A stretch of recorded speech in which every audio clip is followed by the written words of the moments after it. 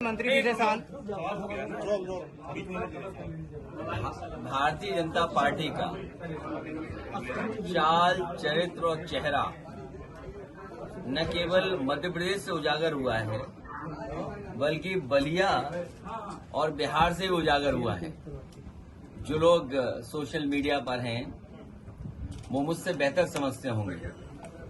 High court के बाद FIR दर्ज होना, और ये इसलिए करना पड़ रहा है हाई कोर्ट को क्योंकि अगर इन मंत्री जी के खिलाफ एक बहुत देश के प्रतिष्ठित अभिनेत्री के खिलाफ जब इन्होंने सबसे पहले उनके कार्यक्रम को रोका था, उस समय बीजेपी की सरकार ने उनके खिलाफ कार्रवाई की होती तो आज देश की कर्नल उनके साथ इस तरह का व्यवहार करने का उन्हें मौका ही नहीं मिलता। ये भारतीय जनता पार्टी का चरित्र पहली बार दिखाई नहीं दिया है। भारतीय जनता पार्टी ऐसा ही काम करती है।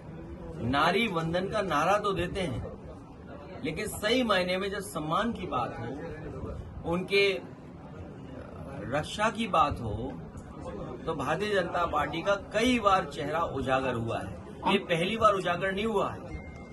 कर्नल सोफिया जो वहां पर लगातार हमें आपको पूरे देश और दुनिया को ब्रीफिंग कर रही थी, वो सरकार की ही ब्रीफिंग कर रही थी और सरकार भारतीय जनता पार्टी की है। उन्हीं की ब्रीफिंग करने वाले के बारे में उनके प्रति क्या उनकी भावना है, किस तरह के विचार हैं, ये पहली बार उजागर नहीं हुआ। पहले भी भारतीय जनता पार्टी का व्यवहार, भाषा, नारी शक्ति के लिए, नारी के लिए कई बार उजागर हुआ है।